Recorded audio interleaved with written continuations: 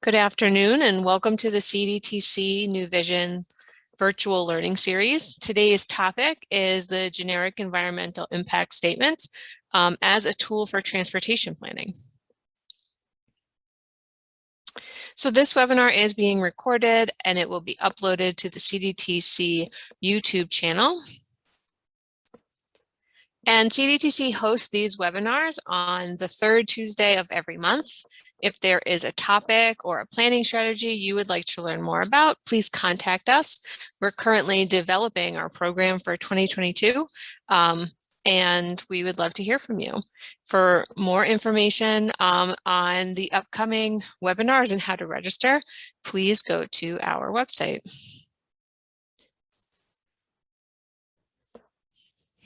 So on our webpage, you will find there's a Nuvisions webpage and there's a Nuvisions resources and webinars webpage. You'll find our Nuvisions plan and all the materials, but you'll also find all of our previous webinars that have been recorded and have been uploaded there. So today's agenda, we are going to start with an overview of the Nuvisions plan, and then we're going to move into a short presentation from Jacob Beeman here at CDTC on CDTC's role in managing local GEIS. And then we have Adam Yagelski, who's the Director of Planning and Zoning at East Greenbush, and he will talk about some examples of how they have used the GEIS. And we'll conclude with a review of some resources and tools that are available through CDTC and discussion. So for anyone who's not familiar with the Capital District Transportation Committee or CDTC, we are a metropolitan planning organization. An MPO is a transportation policy making and planning organization that allocates federal transportation funding resources for local transportation projects. So our planning area includes Albany, Rensselaer, Saratoga, and Schenectady County. It does exclude the northeast corner of Saratoga County, which is Moreau and South Glens Falls. Additionally, it includes transportation and regional planning organization agencies like the State Department of Transportation, the Capital District Regional Planning Commission, the airport, the Port of Albany, the Thruway Authority, and of course, the Capital District Transit Authority, CDTA.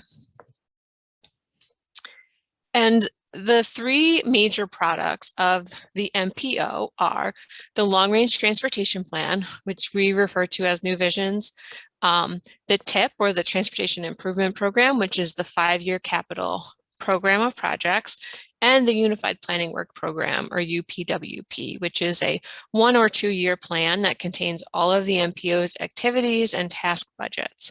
So the Long Range Transportation Plan influences the TIP and the UPWP. It influences what types of projects are funded on the TIP, and it also influences the type of initiatives and tasks that we support through in the UPWP. Nuvisions 2050 is a blueprint for the capital region's transportation system, and it reflects a shared vision for the future. It was developed collaboratively with transportation providers, with local governments, state agencies, private sector stakeholders, and of course the public. And it's a 30-year plan that guides the prioritization and funding of investment decisions in infrastructure. If you haven't read Nuvisions 2050 and you're wondering what is in the plan, there's a number of components. The executive summary really highlights the major trends, lays out the planning and investment principles, as well as the strategies and planning philosophy for achieving the vision for the capital region through the metropolitan planning process. There is also 11 technical area papers, a system performance report, a public participation plan, and a financial plan. And the planning and investment principles are the centerpiece of our long-range plan. They are directly related to criteria used by CDTC to evaluate project proposals and how we prioritize them for federal funding. They were developed and proposed over time by stakeholders, by our task forces that assist us in the development of the long-range plan. And these principles influence the types of tasks and initiatives that we support, like local road safety planning, the Capital District Trails Plan, security planning, and other initiatives.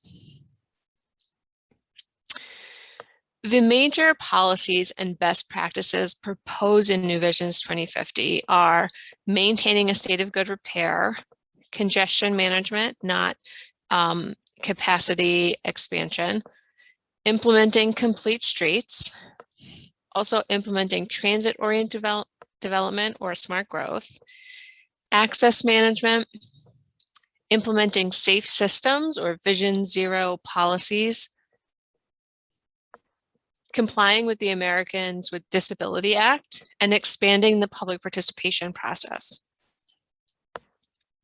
So you may be wondering what implementation of Nuvisions looks like.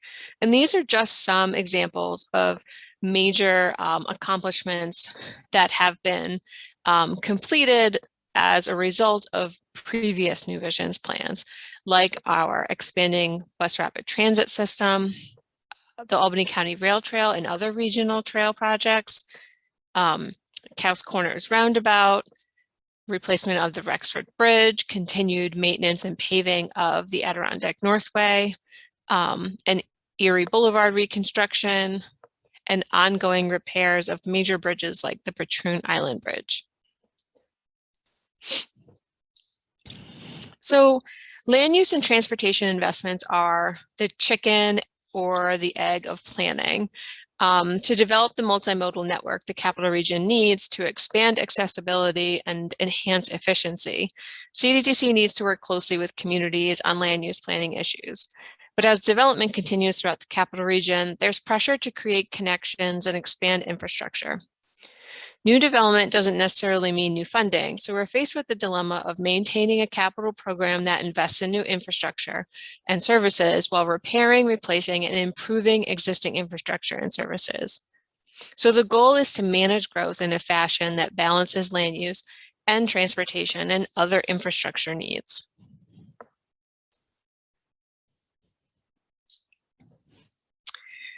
A generic environmental impact statement, or GEIS, as stated in the State Environmental Quality Review Act, or SEQR, may be used to assess environmental impacts of 4 instances. So a GEIS measures and evaluates the development of development potential of land within a specific area, determines and estimates the costs for needed improvements based on potential development to mitigate the impacts associated with that development. And the GEIS is the mechanism for assigning costs for those needed improvements on an equitable basis to development projects. So Adam and Jacob both will better explain really what a GEIS is and how it is implemented. But this is just an overview of what a GEIS is and why it is a useful tool for transportation and land use planning. So now I'm going to pass it to Jacob Beeman, who's going to talk about CDTC's role in helping communities manage their GEIS.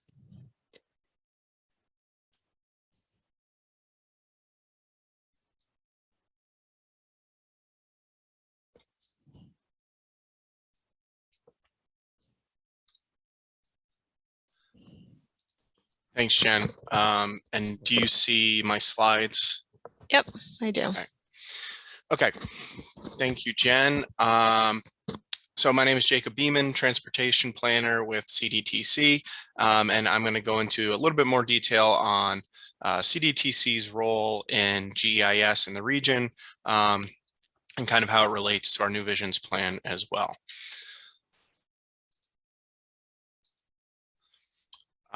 So GEIS and Nuvisions. So we do mention generic environmental impact statements in our Nuvisions plan, really under the context of alternative funding sources. So as Jen noted, we're in a state of constant constrained funding at kind of all levels of government.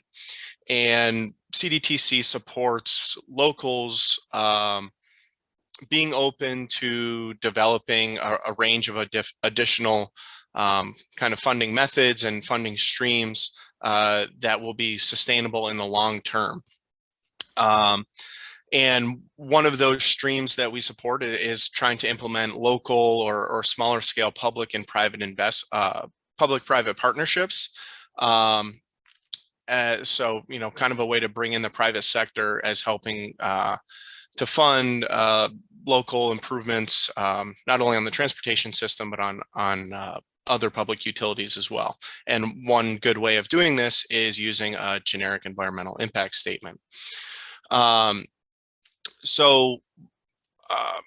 Mitigation cost programs like GEIS typically identify needed projects within a specific study area or within an entire municipality in some cases, based on projected growth in that area, and then try to scale private investment based on those new developments to come up with their fair share of the cost, I guess, in a way. Implementing public-private partnerships like this are able to free up public resources for more routine types of projects like preservation and maintenance of current infrastructure instead of the building out of new elements. And there's a number of different municipalities in the capital region that are already using a GEIS process, Adam and the Town of East Greenbush being one of them, as well as the Town of Colony and the Town of Malta, who CDTC works with directly on their programs.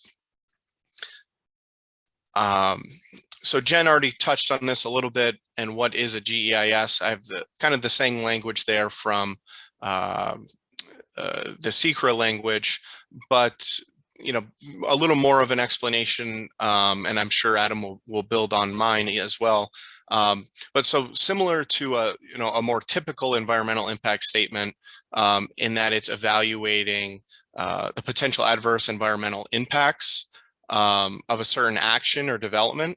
However, a generic environmental impact statement is done on a much broader scope. So we're evaluating the anticipated future impacts of developments of a broader geographic area instead of maybe just one site or one or two sites next to each other. And the GEIS should identify future growth scenarios and the improvements that are going to be necessary to accommodate that growth. You know, we look at it through the transportation lens, but GEIS typically applies to much more than transportation impacts and includes things like public water, sewer, and other utility needs that are going to be generated by that future development as well.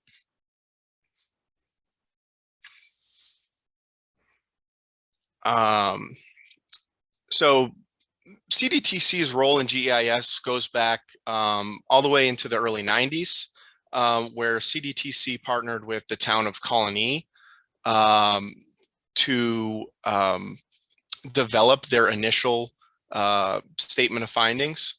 And we've been involved with the Town of Colony's GEIS process ever since. CDTC works on reviewing the new development applications for the town. And you know, from there, we do a number of different things that I'm going to go into a little bit more in the next slides. And then in 2016, CDTC began working with the Town of Malta on a similar process, implementing their initial draft statement of findings. And since 2016, we've also been working with the Town of Malta to review their new development applications as well.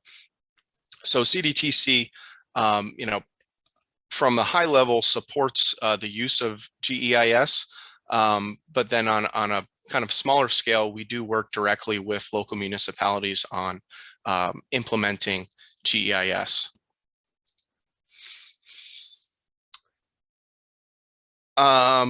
So what we do exactly, CDTC we have a number of staff here that uses, I guess the first thing that we do when it comes to reviewing a GEIS project is, we'll receive the application from the town, application for new development. And we use the Institute of Transportation Engineers trip generation manual to estimate a new PM peak hour traffic estimate that's going to be generated by the new proposed development. From there, we use our regional traffic model to develop a trip distribution. So from those new trips, we're able to model where those trips go on the network. And we're then able to assign a mitigation cost to that development using the costs, proportional costs of identified projects on each town's GEIS program.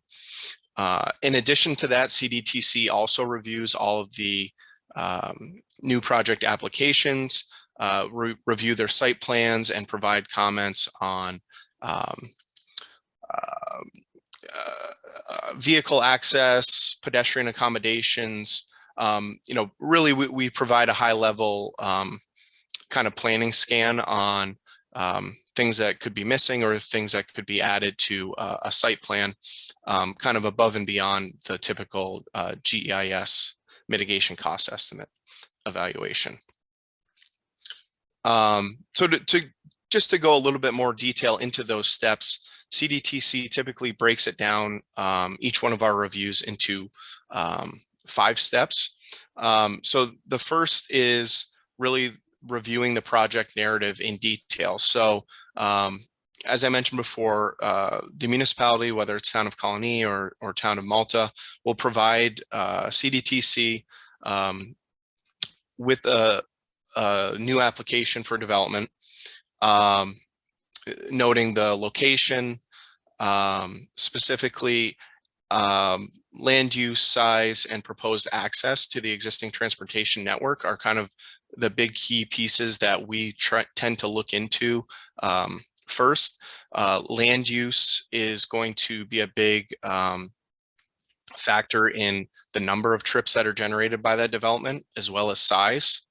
And then proposed access to the site will impact our regional transportation model and impact really on kind of the distribution back out onto the network. So, whether a driveway is from the main road on a particular development, or if we can access, use the main driveway from a side road and use an existing signal as access.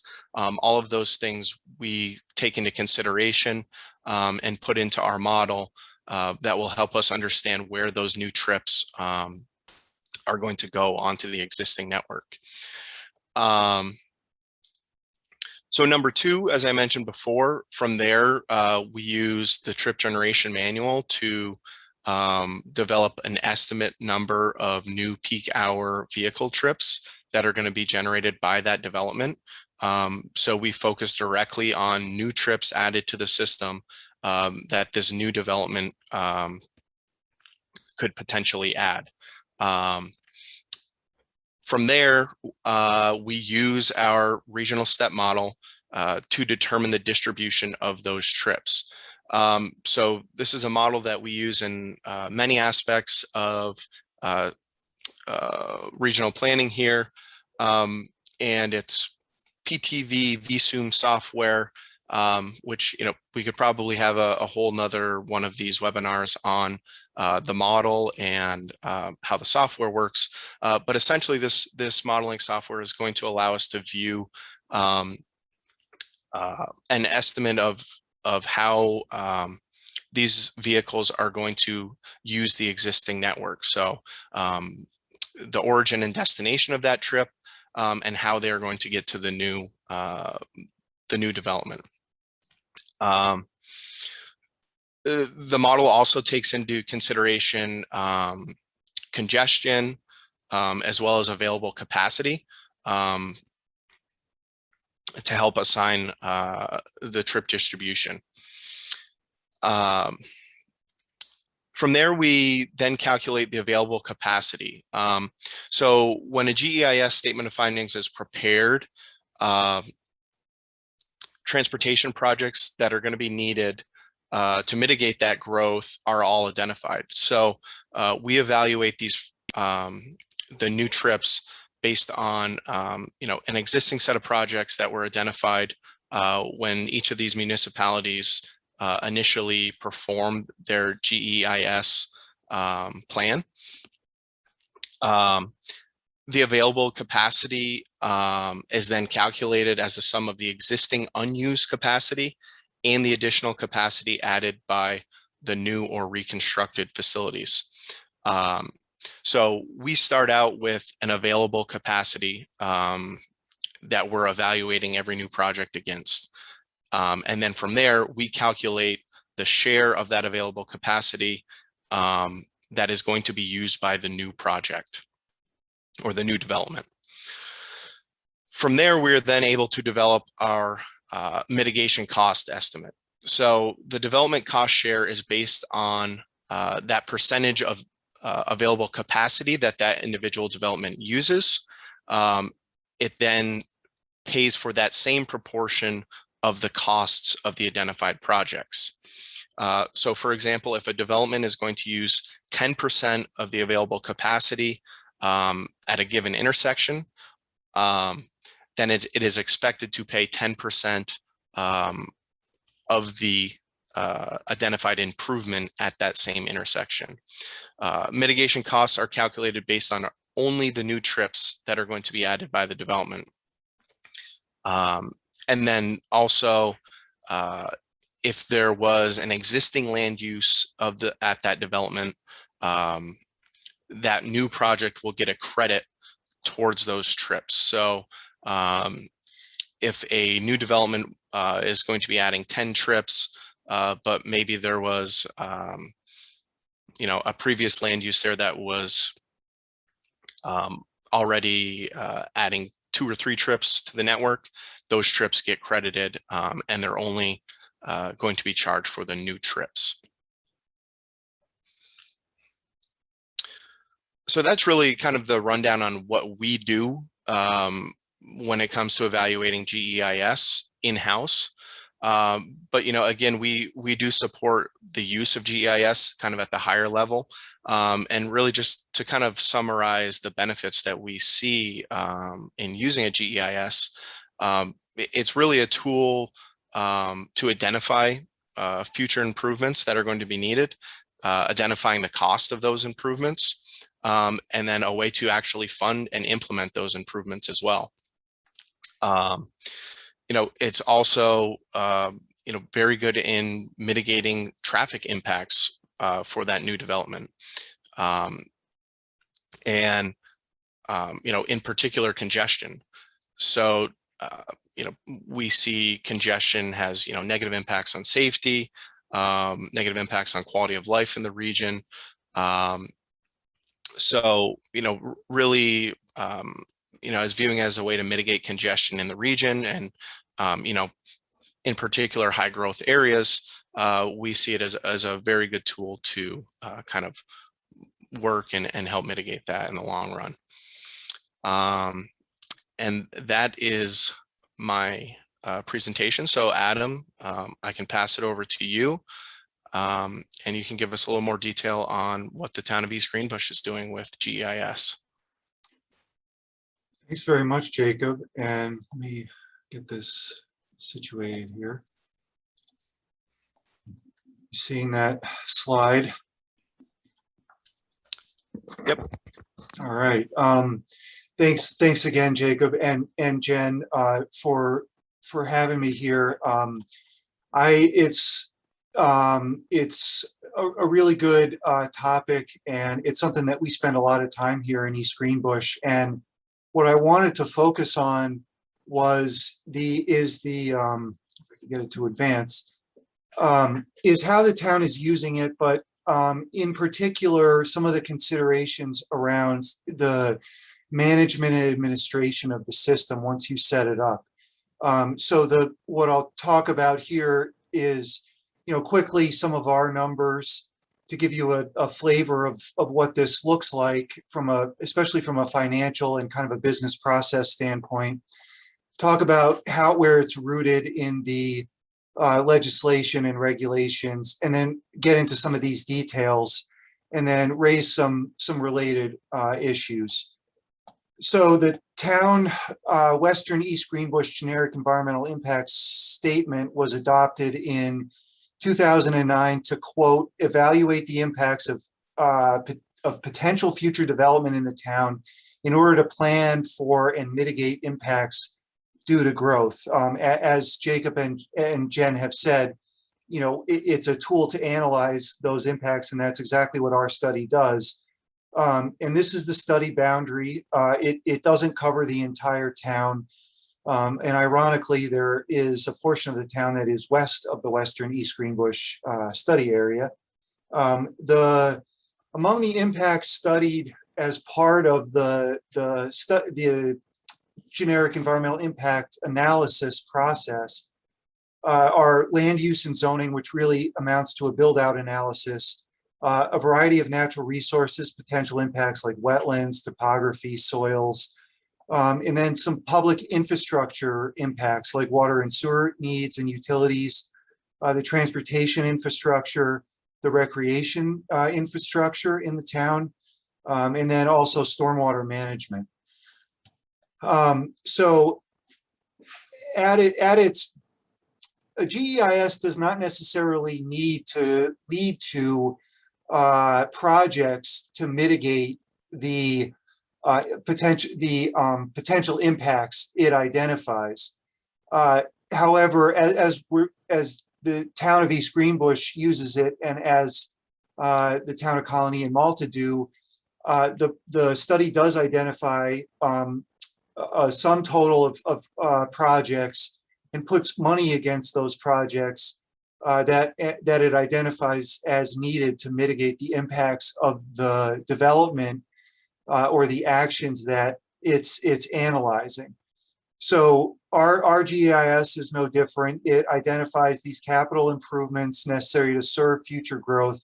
And then another key part is to distribute the cost of those improvements among all future development within the study period. Our GEIS looked at, it quantified projects across these 5 categories. The GEIS category is really maintaining the GEIS system. Land use and GIS is really creating an information system to analyze growth impacts. And then these are the other infrastructure items. As you can see, this is about $13 million of improvements in 2009 dollars. And these projects were only those projects for which the town would be financially responsible. So one of the things that our GEIS looked at was stormwater, but it found that stormwater would be managed on site by private development. So there are no stormwater related mitigation fees in our GEIS. And also note that, in our system, there's a commercial square foot cost, but we also have $1,000 per unit residential fee that's also included in there. So in terms of the throughput, we're talking, assessments, and then from those assessments, payments, right? So since 2014, the town has assessed about $8.5 million worth of GEIS fees across these categories, which with about better than half going to water and sewer upgrades. The number of projects is about 58 right now. And you can see this kind of a frequency plot of the amount of assessments for each project. So it would be all these 5 categories. And so you can see that the bulk of these are for smaller developments, mainly single family homes or other smaller, assessments. And then, the next biggest category is kind of this between $100,000 and $1 million of total assessments. And this is where you're picking up kind of your 50 lot subdivisions and some major site plans. And we've had some fairly substantial projects, which were major commercial developments, also get assessments. So we've received payments of about $7 million on that assessment in across about 290 transactions. And I'll get into some of the reasons for that in a minute. So one of the upshots is that we haven't collected about 17% of all the assessments we've made. And there's a few reasons for that. And note, since, although we adopted this in 2009, the current board that came to power in 2016, one of the first things they did was freeze the GEIS system. And they did a look back of a couple of years, but it didn't go back further than 2014. So the current system is really tight, I guess you might say, from 2014 to current. Although we've been using this as a tool since 2009. So quickly, it's important to understand where this is rooted in the law as you're implementing and making decisions about how to implement and manage. So as Jacob and Jen talked about, it's rooted in the seeker. And the logic of seeker is, there's an action or actions proposed. Those actions are analyzed for potential adverse environmental impacts.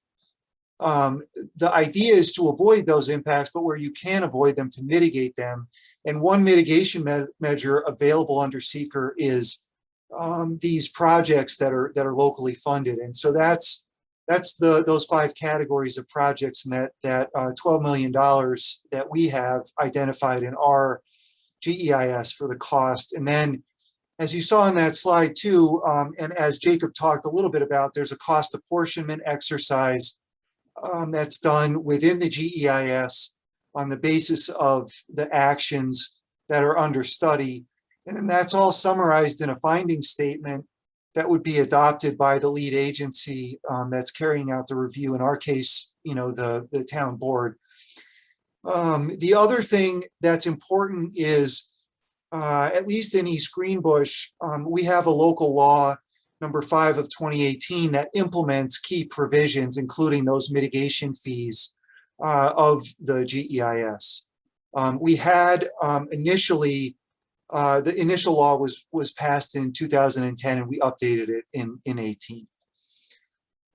So to get into the management and administration, so as I mentioned, the town board kind of owns this. It's the lead agency. It implements, develops, passes the legislation.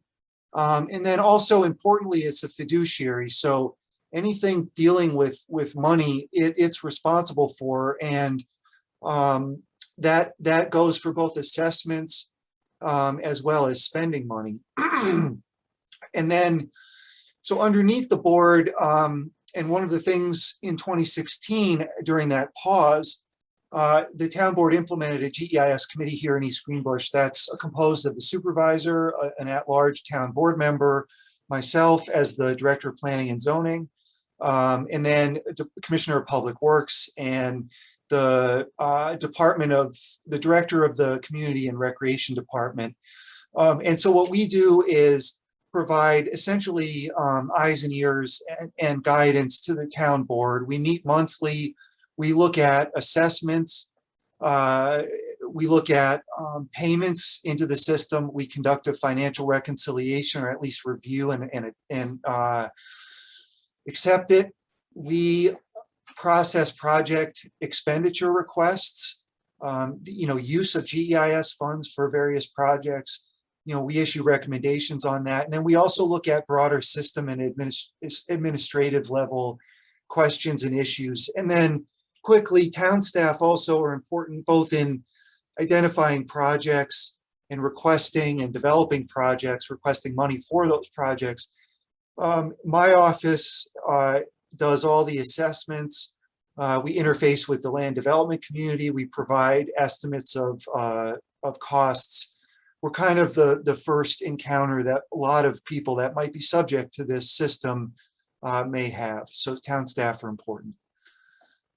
So first step is assessment. So, once an action is proposed and it's within the study area, the process is fairly straightforward. A complete application is received, as Jacob kind of mentioned.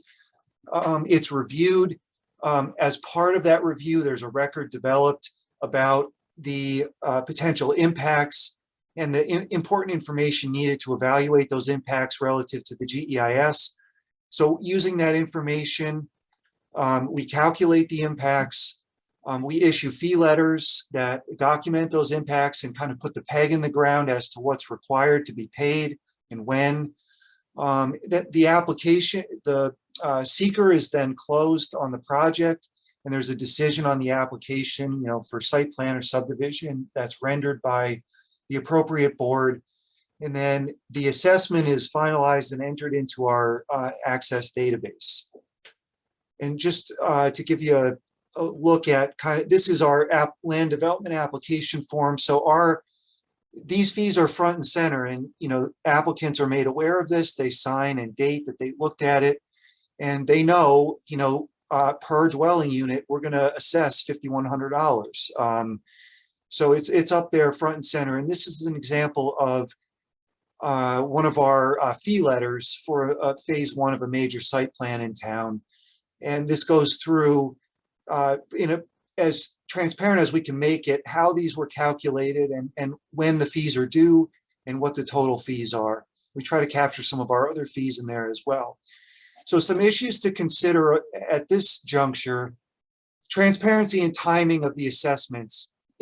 No developer wants to learn just before they've gotten final plat approval that they're going to be assessed, $1.5 million for their subdivision.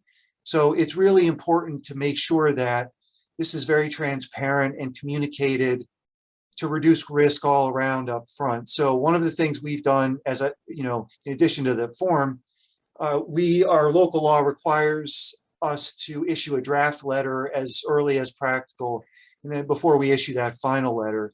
So our office also does consultation, so developers can plan and others to plan for these fees. Another thing, and Jacob got into this, how these fees are calculated. So this can get technical, PM peak trips, pass-by trips, internal recapture trips, and what's a equivalent dwelling unit, gallons per minute, peak flows. Where do you find this information? It's really important to understand these inputs, where they come from. Another question is who calculates and what's the basis? We will look at, like for redevelopment projects, in addition to the planning level, like say sewer flow data from DEC, per bedroom, 100 gallons per day in a single family dwelling. We will also look at historical water use, for example. And, we balance that planning versus actual relative to the mitigation fee system, which is really also a planning tool. And, it's important to understand who calculates, as Jacob mentioned, there are, engineers that do this. The applicants will provide that information. So you have to have the right expertise and knowledge to do that, and time. And then as I mentioned earlier, 17% of our assessments have not been received as payments. Projects don't happen. Projects get delayed. External factors intervene, like the economy, to tamp growth down. So managing this over time is really important. So the next step is collecting money. So there are various triggers, prior to commencing construction. There are various phases in certain projects: site work, vertical construction, there may be fit up, building permits. So it's important to understand what those triggers are. A CO is another one. We've had projects where we've allowed phasing of the payments, but out of a sale between two parties to the development, the closing, out pops 5 checks to the town in the full freight of the fees. Subdivisions and multiple phase projects will mean multiple payments. So there will be triggers during these different phases. There might be different site plan applications. Once the trigger occurs, the payment walks down to town hall with 5 separate checks. I'll get into that in a minute. And then we log those payments into our systems. My office receives that money in the first instance, and then it starts working its way through town hall from there. Issues to consider here, flexibility and timing of collections. Those triggers, developers are concerned with cash flow. So being flexible in terms of smaller bites at major project milestones. And then also in terms of the impact of the development. If they start stumping the trees on a major subdivision without installing any infrastructure, how much of an impact to the water and sewer system or the transportation system is that? So there's a certain logic in that flexibility on both ends or overlap. Another question is who receives the fees? This is another business process that has to be worked into the cash flow and other processes to deal with money in the organization. Interdepartmental coordination is important because there are multiple touch points, right? So a developer may come in for a sewer connection permit. They may come in for a building permit for, a fit up. They may ask for a highway work permit. So it's important for departments to be on board in terms of the triggers, when fees need to be paid, because once that permit is out the door, it's really hard to get the fees, especially if there aren't future triggers. The phase payments I mentioned. And then one of the things we do too is a biweekly unpaid balance report that gets distributed to a bunch of staff and the GEIS committee so that we can kind of track and manage who's paid what. So, and what's owed relative to like active projects and that type of stuff. So this is phase 2 of that other project. And, the total assessment, phase 2 is much larger. The total assessment across both phases was $260,000, but 3/4 of that is due as of the second phase. So we haven't seen a second phase of that. This letter and assessment may sit out there for a number of years until the developer decides to go forward or modify it. So it's important again to track and manage this stuff. Quickly, project. The whole point is to implement projects to mitigate the effects of growth. So, developing these projects, identifying the need, some of that is within the GEIS, but projects, priorities change, especially over more than 10 years in our case. So there is some inherent flexibility in this and it's built into our GEIS. But we can't really just look at the GEIS as a roadmap to implementation of these projects because growth doesn't always happen in these particular in the way that we thought it would. So in any event, being reactive versus proactive, sometimes you just get overwhelmed with growth and you're forced to be reactive. And you could try to be proactive in terms of developing projects, but so that's one thing. The other thing is expenditure eligibility. Once you have $7-8 million in funds, you're gonna see a request to spend those. So our guiding light is the 2009 document, but we also have the town board ultimately responsible for the disbursement of the money. The GEIS committee weighs in on project proposals, staff work to develop these projects.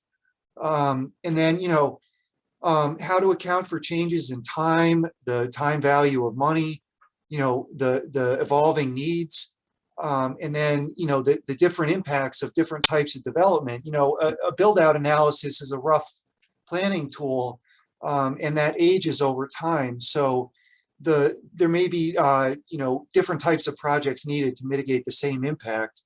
And so we like to talk about kind of the originalist versus the constitutionalist interpretation of the GEIS document relative to projects and eligible expenditures.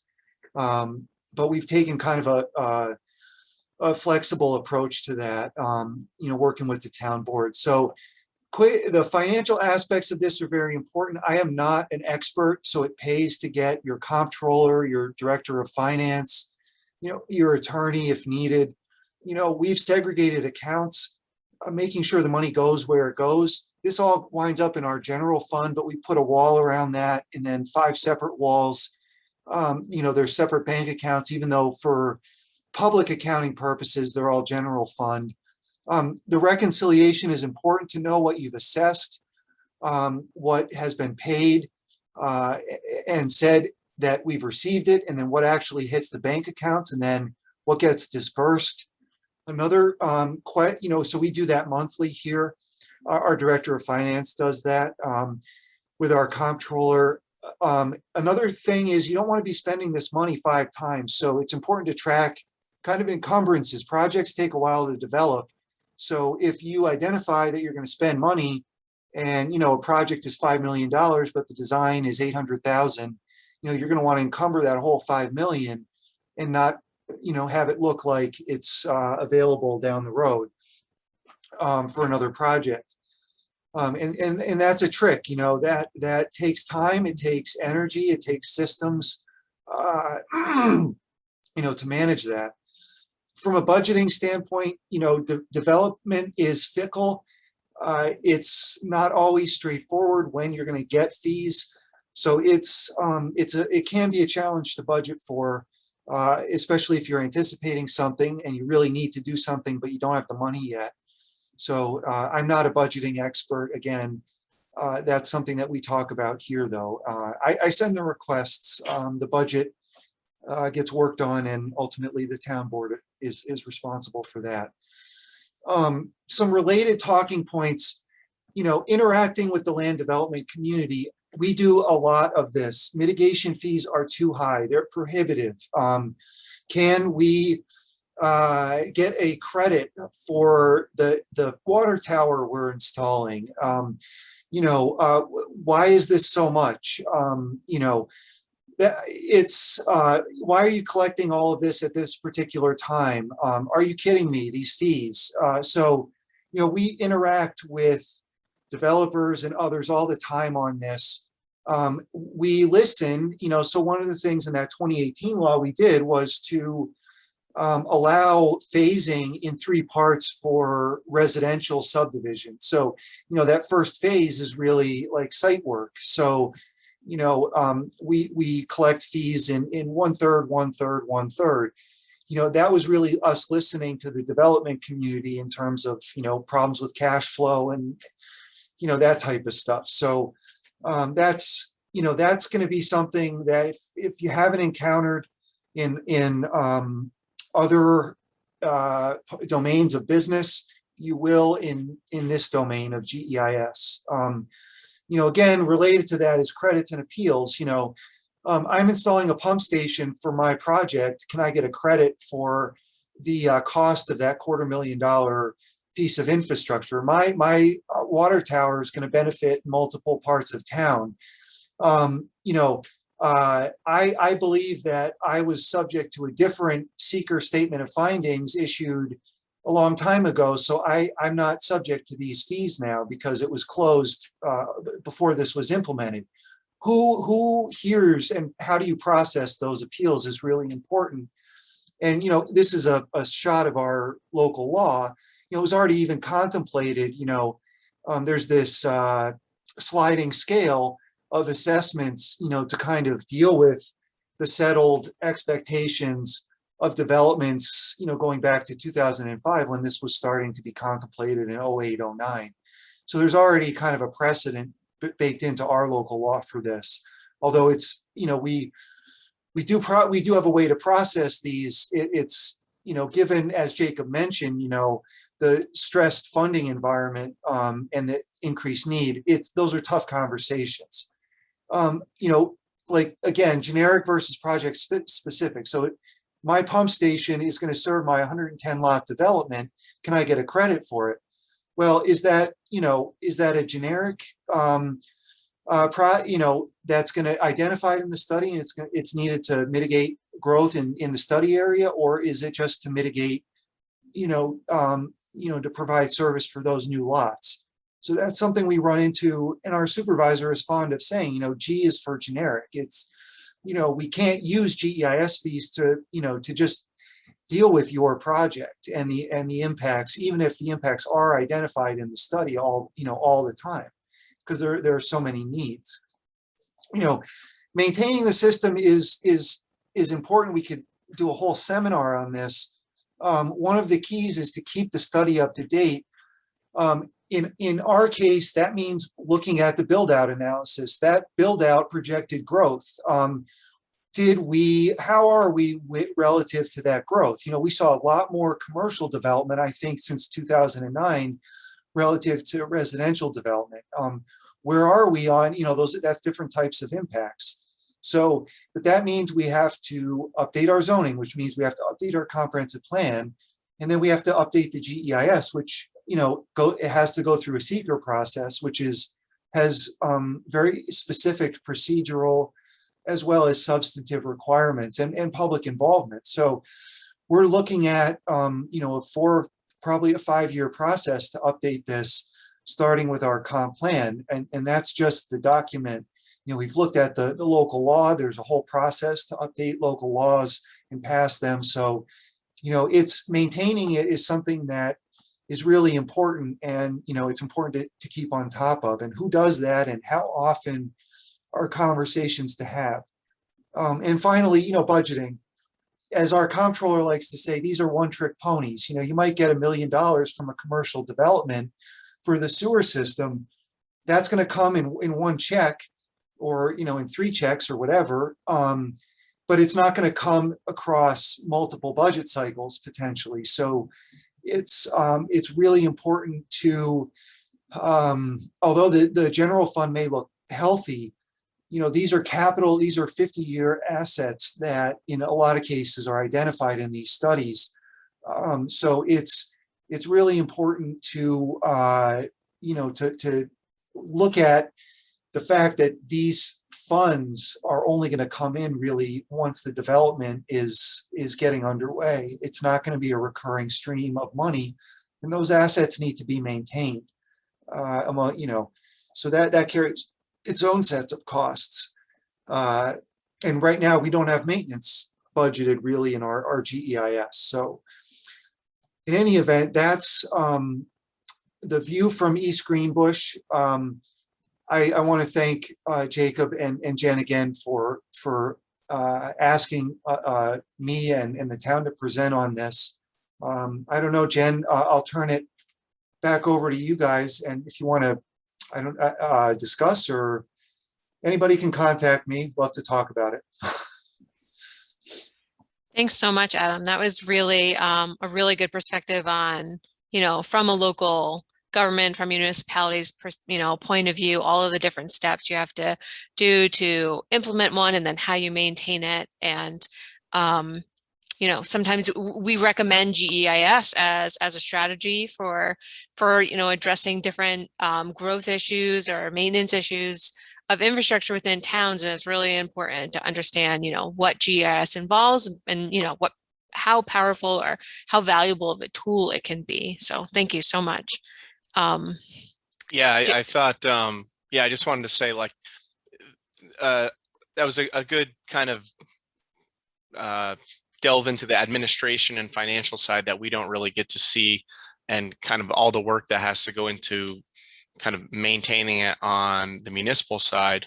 So I thought that was really great. And I also wanted to point out to, whoever may be on this or who may view it in the future on the web, right, the process that I kind of documented, that how we work with Colony and Malta, that isn't necessarily a one size fits all, or there's no one right way to do it, because, you know, Adam and East Greenbush kind of do it a little differently than how, you know, we work with the other towns in the region.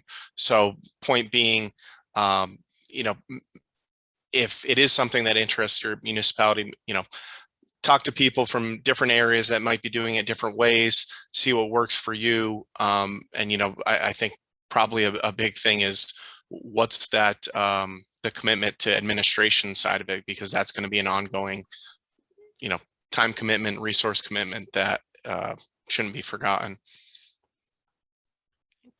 Actually, and I did have one question, Adam. Do you guys, so you mentioned that you're going to be looking to update it. Was the original study done with a, you know, an end date where it says that, you know, we collect until this point, and then we reassess? Yeah, I think it was a 20-year horizon, which is a pretty long time period. So it's time, you know, and you know, some of our needs have shifted, and we're the project development side of this is a whole other kettle of fish too. You know, you collect the money, but then you've got to do these projects, and so, but yeah, we're updating. We adopted a comprehensive plan, an update in May of this year. So that's going to lead into the zoning, and we really, that's the key to the build out, to identify what the impacts are. And like I said too, I think what we saw was a lot less residential development. So yeah, it's time. All right, so I'm just going to wrap things up with just a really quick overview of Nuvisions implementation. Can everyone see my slides again? Yep, Yes. Great. Okay. So like I said earlier, besides the long-range transportation plan Nuvisions, the other major CDTC products are our Unified Planning Work Program, which we are currently accepting applications for task proposals on, and the Transportation Improvement Program, which is also currently open for update. So those proposals are due December 3rd. So as we update them, we'll have more information that we will share with everyone. The Nuvisions Virtual Learning Series is a monthly webinar series. Next month, we'll have our director talking about what's in the infrastructure bill and what it means for the capital region. And then you can request a virtual training, or in some cases in person, you know, depending on local public health guidelines right now. But we do trainings for planning boards, zoning boards, town boards, or city councils on Nuvisions, on different strategies or concepts in Nuvisions. So if your town or community is thinking about implementing a complete streets policy, but you're unsure of what that means or how that will benefit the town, we can do a brief training or presentation on that, or even the connection between land use and transportation, or, you know, leveraging new transit service and investment, and how we can use development to increase more transit and attract, make the region more attractive to new employers and other new developments. And if you have any questions about those or would like to request them, you can reach out to me at cdtcmpo.org. And just some other CDTC products. We have our linkage study program. We manage a congestion management process for the region. There's the coordinated public transit human service transportation plan, our public participation policy. We have a regional trails plan, a local safety action plan, our ZEV plan, and a regional freight and goods movement plan. And all these plans are on the CDTC website. CDTC offers planning assistance to local governments through various programs, but especially through the Transportation and Community Linkage Program and the CDTC CDRPC Technical Assistance Program. And that's the program that we've partnered with the Capital District Regional Planning Commission to to work together to provide planning assistance to local governments for small projects, to maybe fill a gap in capacity at your local planning office. So do data collection, analysis and mapping, and some other planning initiatives. We collect data on an ongoing basis and make it available to local governments. So if you're looking for sidewalk data, bike infrastructure, trail data, bike and trail counts, if you are conducting surveys, we have conducted a number of surveys and have templates and results from those surveys. And then of course, safety data. Other funding resources, are, of course, our mini grant program, the Transportation Alternative Program, or TAP, Congestion Mitigation and Air Quality, or CMAQ, Recreational Trails Program, and Unified Planning Work Program, UPWP. And as these funding opportunities become open or available, we promote them, or you can find information about them on our website. And then, of course, again, on our website, we try to be as helpful as possible to local communities by providing resources, and we develop tools and toolkits regularly to assist you with your planning initiatives. We have a bicycle level of service analysis, so and some guidance on how to use a level of traffic stress for bikeway planning. We have visual preference surveys, we have planning documents, mapping tools, the pavement conditions, our regional transportation model, and a number of other toolkits and guidance. So that's it for today. Again, you can reach out to us or visit our website for more information on Nuvisions 2050, the Long Range Transportation Plan. Nuvisions has been adopted for about 1 year, and we do plan on adopting, starting an update to the plan again in about 4 or 5 years. So if you have comments on the existing plan or have recommendations for going forward, we'd love to hear from you. And we are on social media, so you can find us and keep in touch with us there. So I just want to thank Adam Yagelski from East Greenbush today for preparing the presentation and speaking with us, and Jacob Beeman from CDTC staff. Thank you so much. We really value your time and your participation today. Pleasure. Thanks, Jen. Thanks, Jake. Thanks, Jen. Thank Thanks, you. Adam. You can find this webinar on the CDTC YouTube channel. Have a great night.